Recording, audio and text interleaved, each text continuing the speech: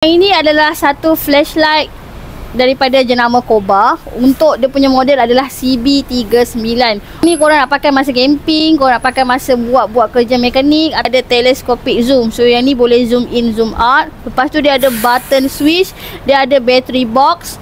Bateri ekstra lah, korang nak letak bateri ekstra tak ada masalah. Dan yang ini menggunakan type C. Ok, dekat dalam box ni korang akan dapat macam ni. Satu dia punya flashlight, satu dia punya bateri, dan dia punya USB charging. Sekarang ni kalau korang nak masukkan bateri dia, buka kat bahagian belakang. Dia ada dua fungsi bateri dekat sini. Ok, untuk yang ni korang boleh pakai bateri yang 3A, ataupun korang nak pakai bateri yang dia sediakan. Yang ni boleh charging sekali. Korang just masukkan macam ni. Jangan lupa pakai yang putih ni sekali. Masukkan. Ok, yang ni nak bagi dia tak berapa bergerak sangat lah dalam ni. And then korang tutup je.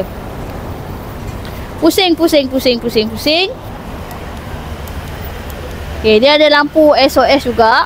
Okay, kat sini adalah dia punya switch on and off. Kalau korang buka sikit, yang ini adalah tempat charging dia. Okay, macam saya cakap, yang ni boleh zoom in, zoom out kan. Inilah fungsi dia. Korang nak dapatkan, terus saja datang ke Malaysia Fishery.